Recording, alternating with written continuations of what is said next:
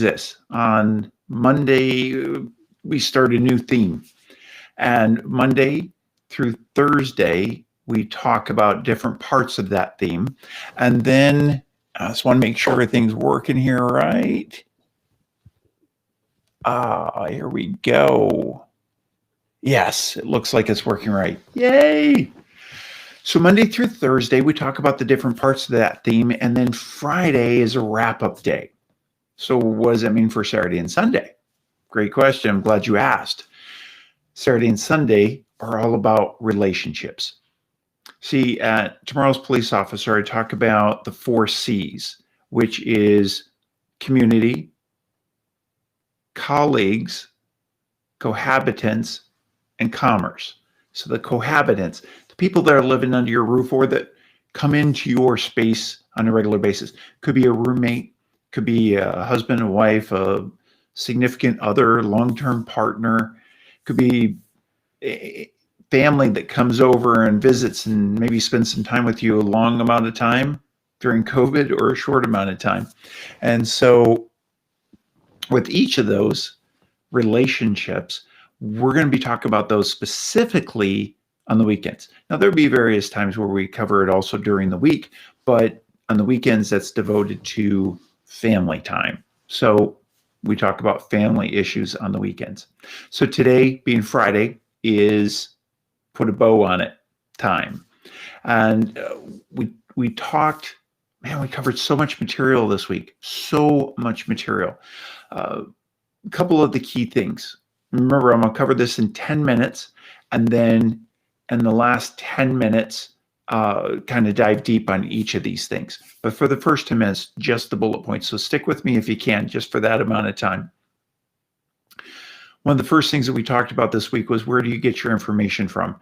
And is it all from one perspective? We talked about looking through the lens of the other person, or thinking about what lens they're looking through. And I use the equivalent of my glasses. And if you looked through my lenses, you would see the perspective that I have. And if you're not wearing my glasses, you're looking through a different kind of lens. So are mine rose-colored glasses? Maybe. I don't know. It depends on your perspective. But to truly understand the other person's perspective, you need to be able to think about where they're at and what information they have. So the example I gave was, if you were to watch the news station CNN, which tends to be toward the left end of the political spectrum, versus Fox, which tends to be toward the right end of the political spectrum. If you watch either of those two news stations cover the same exact event, you're going to get two very different perspectives. Fox News is going to give you the conservative, the right wing. They tend to be Trump supporting, whereas CNN is going to be tending to be anti-Trump, anti-right wing, anti-conservative, more liberal, more Democrat. So where are you getting your news from? Are they reporting it accurately? Are they giving you all of the information? Chances are no, because their stations cater to a customer base. Those particular stations are designed. It doesn't matter whether they say that they're fair and accurate or fair and unbiased, that they're going to be giving points of view that support that station's overall listeners, because then listeners stick around and they make money off advertising. It's the whole goal, clearly. I mean, I'm not telling you anything new. So ask, where are you getting your information from? Are you going negative all the time? In other words, is all that you hear negative things, fear, anger? Are you bringing anything that's uplifting into your world? There are some people who, because of COVID, they're not leaving home and they're sitting around, they're watching TV, just watching the same news shows over and over and over again. Don't forget that they only put out a new news show once every several hours. So that next half-hour show that you're watching, just a repeat of what you already watched. They might occasionally change the ticker, the rolling third below, but oftentimes that's exactly the same too. So as we consider what information we're bringing into our brain, what are you letting trigger your amygdala? Remember, your amygdala, deep in your brain, just tiny little part of your brain, but it's our emotional center. So when it's triggered, it starts the fight or flight or sympathetic nervous system response. And that's where your fear and your anger and everything else, all your emotions come from them. And I talked about how fear and anger, they're roommates. They live with each other. And they live on one side of the street. And on the opposite side of the street is gratitude. And you cannot be in both places at the same time. So if you find yourself being triggered by fear and anger, go across the street. Go to gratitude. Find something to be thankful for. Find something to look. Concentrate on the really happy part of your life. And you're like, oh, I don't have anything happy in my life. You have something. Let's start with that you're alive. And you might have a lot of stuff going on. A lot of people have a lot of stuff going on. But it's still not as bad. The fact that you're in America automatically gives you a positive thing over a lot of people in this world. A lot of people would gladly trade places with you, regardless of how bad your life is right now, just because you live in America. And depending where you're at, you might have the weather to be grateful for. San Diego today was just an amazing, beautiful sunny day. The folks up in the Great Lakes region where I was born and raised, man, they're cold there right now. So I got some gratitude. But at the same time, I love the snow. I love the seasons. The people in Michigan, well, they're probably pretty grateful for their stuff now too, because they're grateful for the winter weather and the fun that they can have and playing in the snow. There's lots of good there too. So what are you doing for gratitude? Because when you go to gratitude, you cannot be in fear. You cannot be in anger at the same time. And that was a really big tool that we talked about. Another big tool that we talked about was impact and intent. And you can have the best of intentions. The road to hell is paved with good intentions. But are you having the impact that you want to have? And it doesn't matter what your intentions are, ultimately. What matters is the impact that you're having on someone. Now, the other thing I talked about was a trust-based relationship. I used my friend Lori as an example, where we've been excellent friends for 10 years now. And I know that when she says something to me, if it comes across wrong or maybe she snaps at me, that I give her the space to be able to correct that. I know what her intent is, and because we have a very trusting relationship, she can be off, and I'm not going to hold it long-term against her. I might be upset with her. I might be unhappy with her, but the reality is I'm probably even going to take a step back from that initial reaction and go, oh, okay, hang on a second. This is not who she is as a person. And what's going on? And I look deeper for that reason. With my beautiful, amazing lady, Diane, we do the same thing. Trust-based relationship. I'm using a friendship as an example with Lori. With Diane, that loving relationship, you're in the same house all the time. You can get on each other's nerves. It happens. There's times that, I'm not the perfect guy, and once in a great, once every 10 years or so, she's not the perfect girl. But we give each other the space that when we're saying something that maybe isn't as kind as it could be, that the other person will usually go, what's going on? What's up? Because I know something's off. In a trust-based relationship, you can take that. You understand what the other person's intent is, and you give them some forgiveness automatically on the impact side of things. So yesterday, on Thursday, one of the things I talked about was also intents. And I talked about the 4 intents and how people, just like you have clothes that you make a choice in wearing, that there's clothes that you probably prefer to wear, just like there's behaviors that you prefer to have. And you kind of default to those. Maybe right now during COVID, you're not wearing business clothes and you're in sweatpants and a t-shirt and you're lounging around. And maybe you put on a Zoom shirt for something that you're on camera for. Other than that, you're in t-shirts and shorts or t-shirts and sweatpants. And that's your preferred change, or not change of clothes, but style of clothes that you're wearing right now. Behaviors for people are often like that. They make choices, and sometimes we don't think about, we don't give a lot of thought to the clothes that we're putting on. Sometimes we let that slide for our behaviors as well. Now, we're going to be diving deep next week into the 4 intents.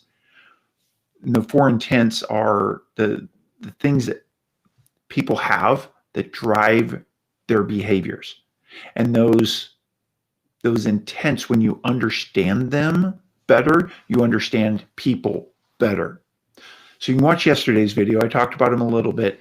Starting on Monday, Tuesday, Wednesday, Thursday, we're going to be taking a look at each one of those 4 intents at a deeper level.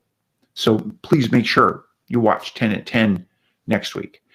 Now, tomorrow and Sunday, we're going to be spending 10 minutes on the bullets and 10 minutes deeper on relationships. So definitely look for us tomorrow and Sunday. For now, that's the 10 minutes. I'm going to spend a little bit more time deep diving into things that we just talked about. So if you can stick around, please do. If you got to go, no hard feelings. Come back and catch the rest of this video later. Okay, so on today's 10 at 10, on the second half of this, I'm going to be diving a little bit deeper into the things that we talked about this week. We dove into the DC protests, and I gave some examples of the different questions that investigators would be asking. I showed you 4 videos. The very first 10 at 10 was the 4 videos where one was, it looked like Capitol Police were opening up barricades to allow protesters through. The second video was where a reporter, someone who identified themselves as being with the press, was talking to an officer and asking the officer what was going to be happening next, and talked about coming into the building. And there's people streaming between the 2 people. They were on opposite sides of a hallway talking, and as people were streaming in between them, and it doesn't seem like anybody's slowing them down, including that Capitol Police officer. And so the lady who was a member of the press said, well, can I come in? And the police officer said, no, you can't. No one's allowed in, which didn't seem right because people are flooding by. So we talked about that video. Then there was another video where there were protesters, one of whom was taking a selfie with a Capitol Police officer in the building. Seemed like a pretty casual atmosphere. And then the 4th video was a Capitol Police officer who went down a set of stairs. There was a baton laying on the ground. He picked up the baton, was trying to look like he was trying to keep protesters back, but didn't take any decisive action and backed up the stairs. And one of the questions I asked was, who filmed that? Who did the video recording?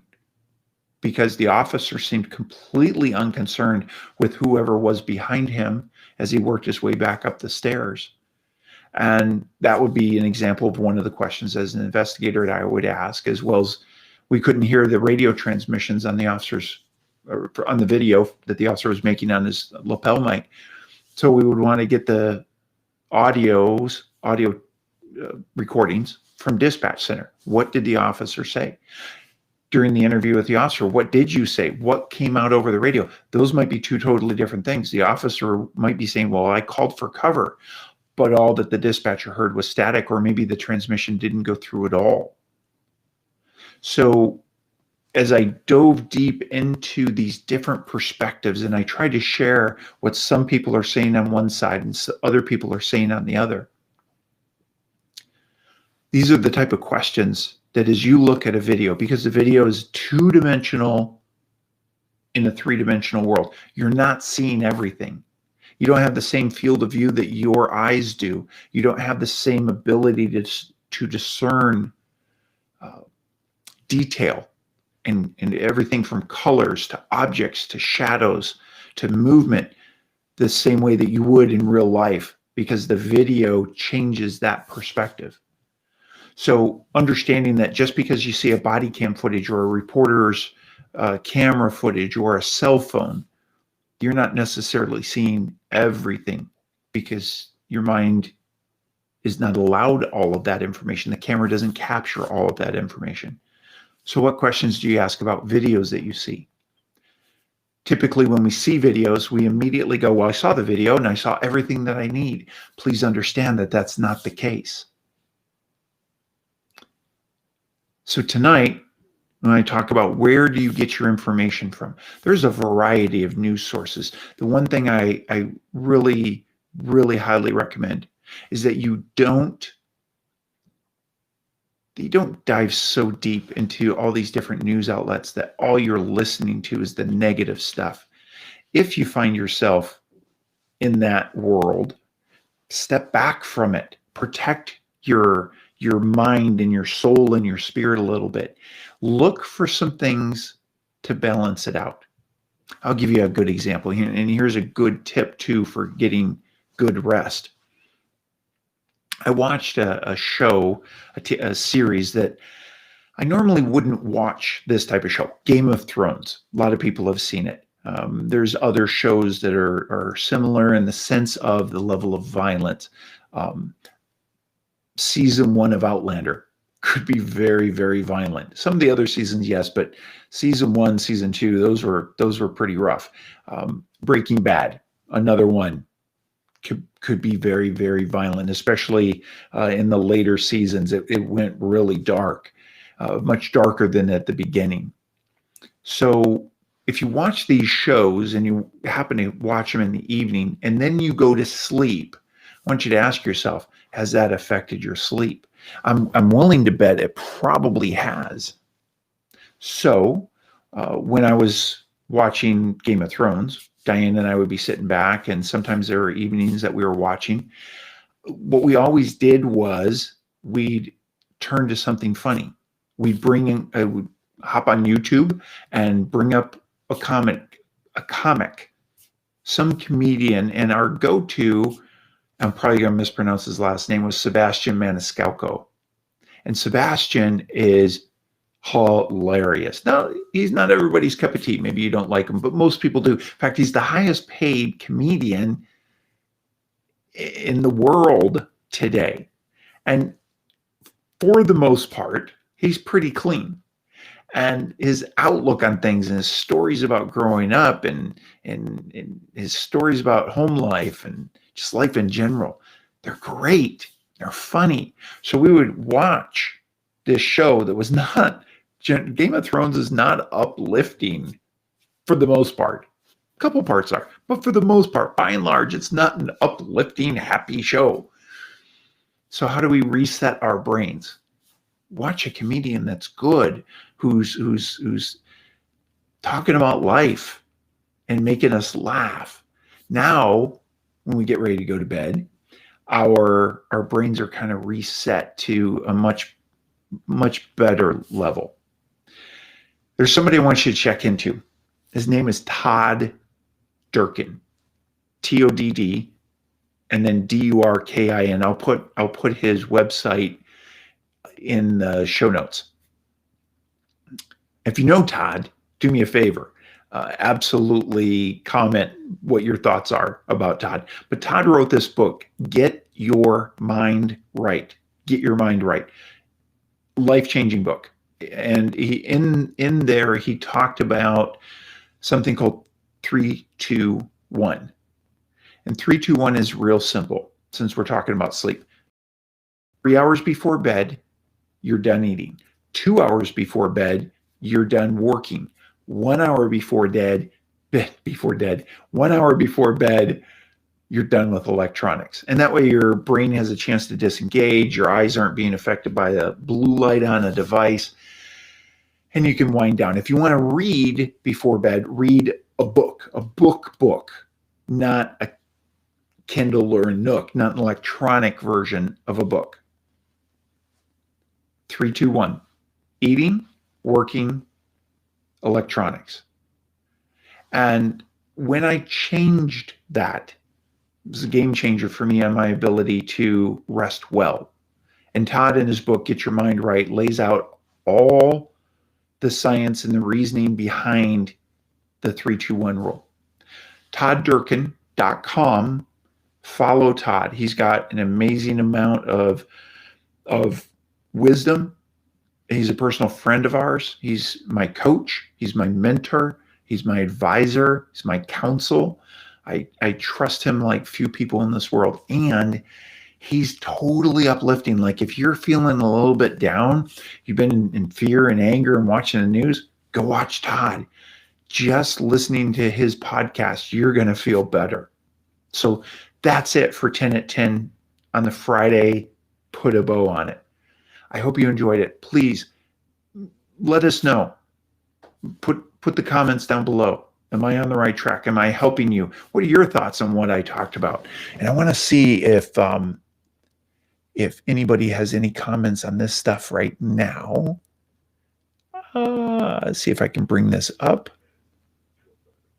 And I'm not seeing any comments. All right. Please write some comments in below. Until next time, stay safe. I'll see you tomorrow morning, Saturday, 10 at 10. Bye for now.